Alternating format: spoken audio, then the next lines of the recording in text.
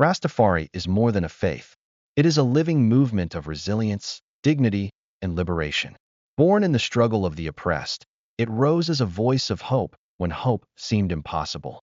Through music, culture, and spiritual strength, Rastafari has carried generations forward, reminding us that freedom is not given but lived. In this video, we explore powerful moments in history when Rastafari never failed its people. Times when it gave courage in the face of oppression, direction in the storm of uncertainty, and unity in the battle against division. These stories are not only history, they are lessons for today and tomorrow. But let me ask you this. In your own life, where do you turn when systems fail, when the world feels heavy? For many, Rastafari became that anchor. Today, we revisit those moments to understand why. Before we begin, make sure you subscribe, like, and share this video, and join the conversation in the comments. Your voice matters here. To understand why Rastafari has never failed its people, we must return to the roots. The 1930s in Jamaica were marked by deep colonial oppression. Poverty was widespread, land ownership was scarce, and the descendants of enslaved Africans carried the weight of history on their shoulders. The system that governed their lives offered little more than hardship, inequality, and a future without promise. It was in this climate of struggle that a new spiritual and cultural awakening began to take shape. One of the strongest sparks came from Marcus Garvey.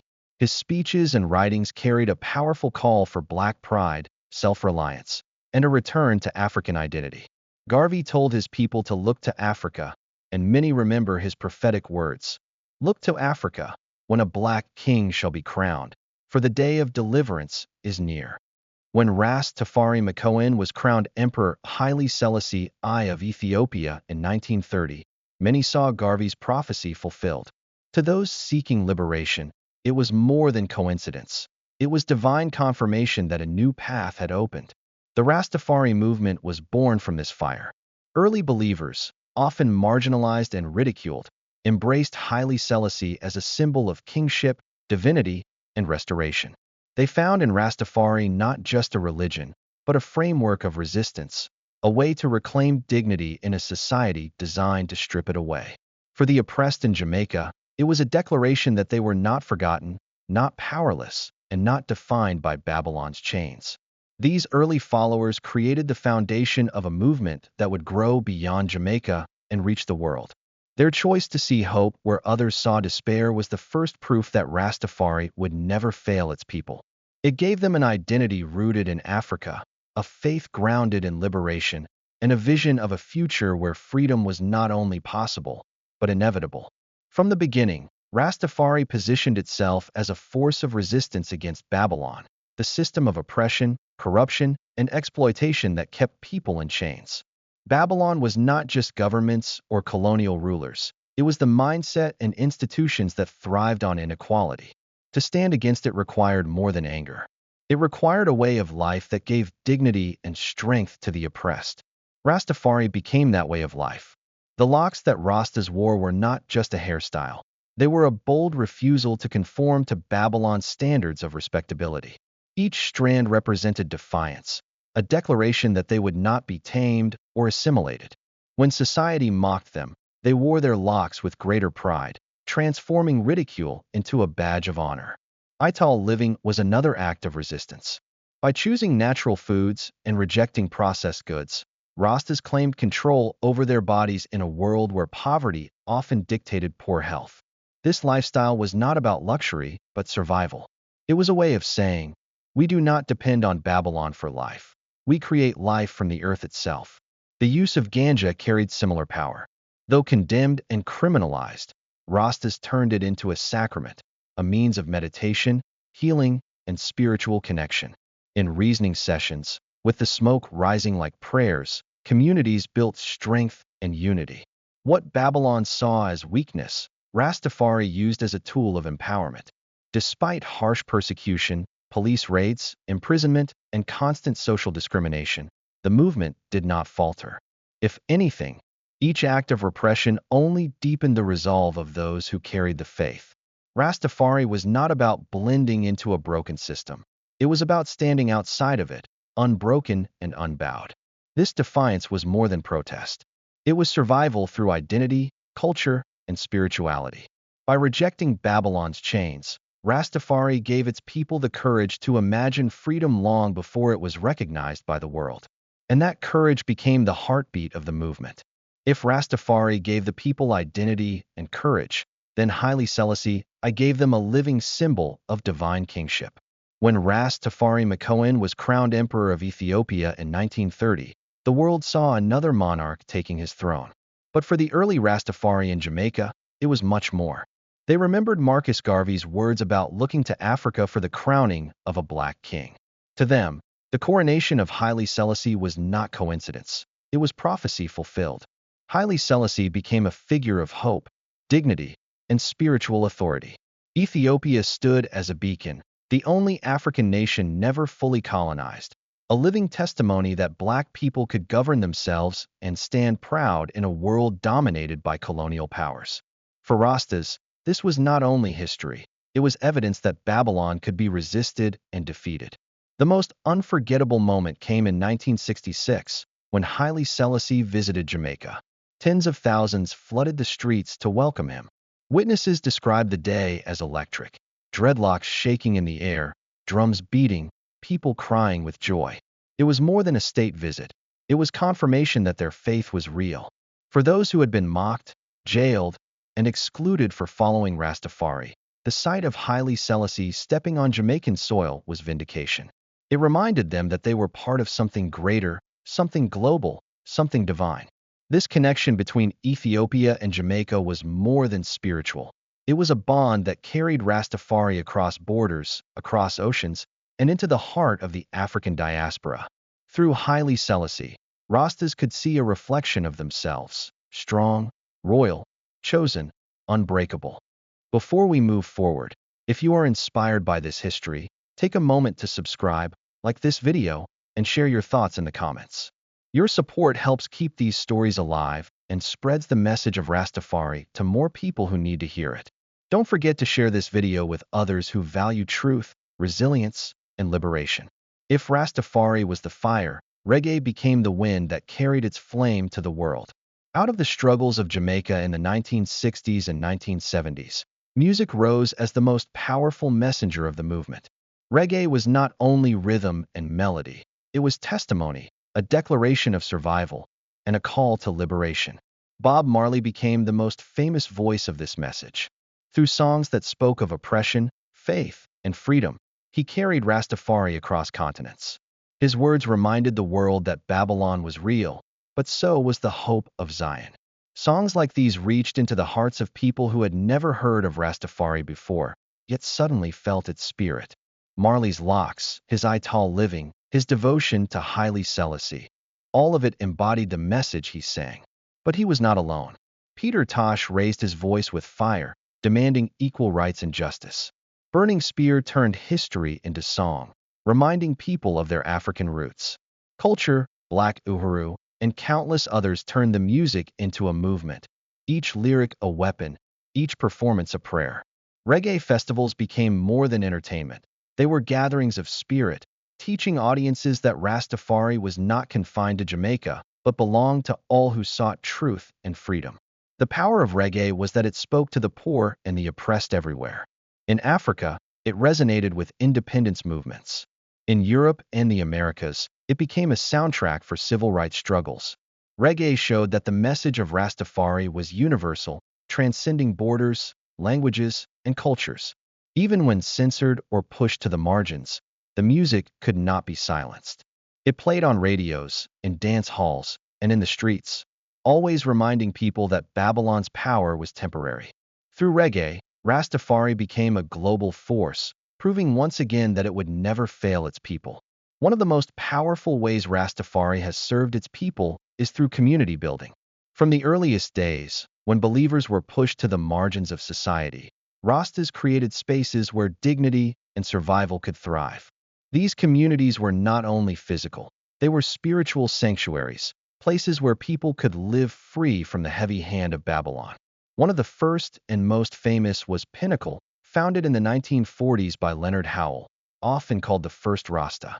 Located in the hills of Jamaica, Pinnacle was more than a settlement. It was an experiment in self-sufficiency. Families cultivated their own food, practiced ital living, and built a way of life that rejected the dependency forced by colonial society. For years, Pinnacle stood as proof that another way of living was possible. Even when it was raided and destroyed by authorities, its legacy endured, inspiring countless Rastas to build new communities of their own. Across Jamaica, similar settlements emerged, often in rural areas where Rastas could live closer to the land. These spaces gave people the freedom to grow their food, worship in their own way, and raise their children with values rooted in African pride and spiritual strength. It was not easy. Poverty, police harassment, and social exclusion were constant realities. But within these communities, people found safety, solidarity, and identity. As the movement spread beyond Jamaica, Rastafari communities appeared across the world. In Africa, the Caribbean, Europe, and the Americas, Rastas carried the vision of self-reliance and collective survival. They opened cultural centers, farms, schools, and temples. Each effort reminded people that Rastafari was not simply about resisting Babylon. It was about building an alternative rooted in love, unity, and the teachings of Haile Selassie. Through these communities, generations have been nurtured, fed, and spiritually guided. In the face of persecution and hardship, Rastafari never abandoned its people. It gave them the tools to stand tall, together. Rastafari has never been confined to Jamaica alone. From its earliest days, the movement resonated with liberation struggles across the globe, especially in Africa. The very idea of Babylon as a system of oppression made Rastafari naturally align with those who fought colonialism, apartheid, and racial injustice. Wherever people rose to demand freedom, the spirit of Rastafari could be felt. Ethiopia stood at the heart of this connection. As the only African nation to resist full colonization, Ethiopia became a symbol of African strength and sovereignty. When Mussolini invaded Ethiopia in 1935, Rastafari communities in Jamaica rallied in solidarity. They prayed, reasoned, and spread awareness, treating Ethiopia's struggle as their own.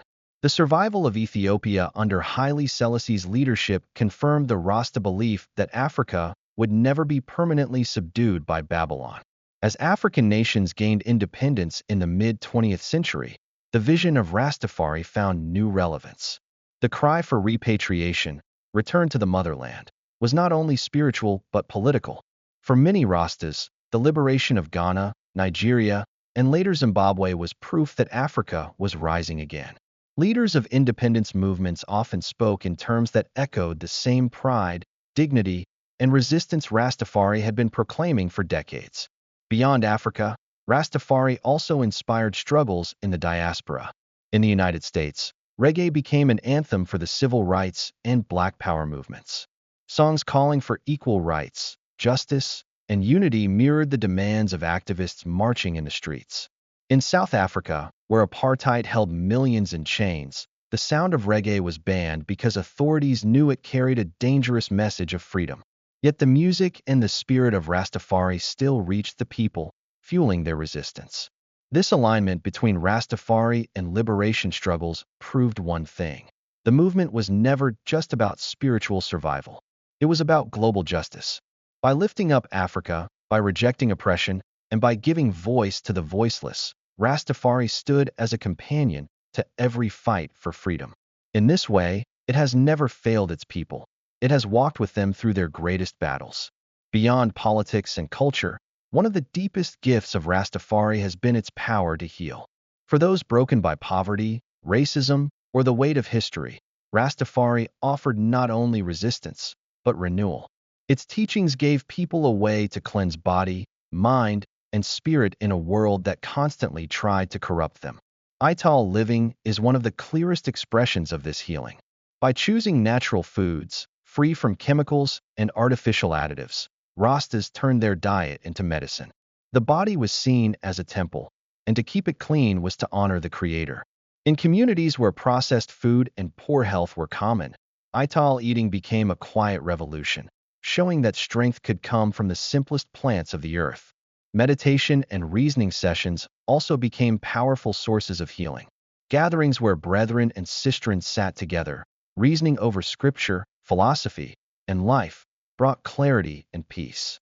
These moments of unity offered relief from isolation and despair.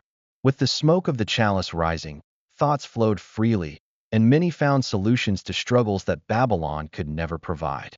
Ganja, condemned by authorities, became sacred medicine within this context. It was not about escape, but about connection to the self, to the divine, and to the community. It opened doors of reflection and eased burdens carried for too long. Where society saw crime, Rastafari saw healing. Spiritually, the movement gave people an unshakable sense of worth. No matter how much they were told they were outcasts, Rastas held their heads high, knowing they were children of the Most High, heirs of a royal legacy stretching back to Ethiopia. That identity was medicine for the soul. In every sense, Rastafari proved to be a healing path, mending the wounds of oppression, strengthening the body against hardship, and lifting the spirit toward freedom. It reminded its people that survival was not enough. True liberation meant being whole. Rastafari has endured because it is not merely a relic of the past. It continues to guide, inspire, and protect its people today. In a world still dominated by inequality, systemic racism, and the pressures of modern life, the principles of Rastafari remain relevant, offering a path of resilience, dignity, and spiritual clarity. Across the globe, Rastas continue to practice ital living, meditation, and community support, proving that these traditions are not outdated rituals, but practical tools for surviving and thriving. They remain active in social activism, environmental advocacy, and cultural preservation, reminding the world that liberation is ongoing, not finished. Through urban gardens, educational programs, and grassroots initiatives, Rastas create spaces where marginalized communities can find hope and empowerment. In the realm of music and art, Rastafari continues to shape culture worldwide. Reggae, hip-hop, and other musical forms carry the message of justice, unity, and faith into new generations. Artists embodying the spirit of Haile Selassie and the struggle against Babylon connect audiences everywhere to the enduring story of resilience. Even as globalization and commercialization challenge the movement, Rastafari's core remains unshaken. The philosophy of self-respect, African identity, and spiritual liberation offers guidance to those seeking meaning in a complex, fast-paced world. Its teachings remind us that survival is not enough. True freedom requires integrity, community, and a connection to something greater than ourselves. In today's context, Rastafari still empowers its people to face adversity without fear, to maintain pride in their heritage, and to act with purpose. The movement that once gave hope to the oppressed in colonial Jamaica now inspires individuals worldwide to resist oppression in its many modern forms. Take a moment now to reflect on how these lessons resonate in your own life. Don't forget to subscribe, like, comment, and share this video. Share your thoughts on how Rastafari continues to inspire you, and tell us what future topics you'd like us to explore. Your voice helps keep these stories alive. Throughout history, Rastafari has proven time and again that it will never fail its people. From the struggles of 1930s Jamaica, to the prophetic crowning of Haile Selassie, to the global spread of reggae and activism, the movement has been a source of hope, resilience, and guidance. It has empowered communities, healed bodies and spirits, and inspired generations to rise above oppression. As we reflect on these moments, it becomes clear that Rastafari is more than a religion or a culture. It is a living testament to faith, unity, and liberation. It reminds us that even in the darkest times, strength, dignity, and hope are always possible. We want to hear from you. What part of this journey inspired you most? How has Rastafari influenced your understanding of freedom and resilience? Share your thoughts in the comments below, and let us know what videos you would like to see next. If you enjoyed this exploration, please subscribe to our channel, like this video, and share it with friends and family. Your support ensures these stories reach more people and keeps the spirit of Rastafari alive. Don't forget to leave your opinions and continue the conversation. Your voice matters, and together we can keep this legacy strong.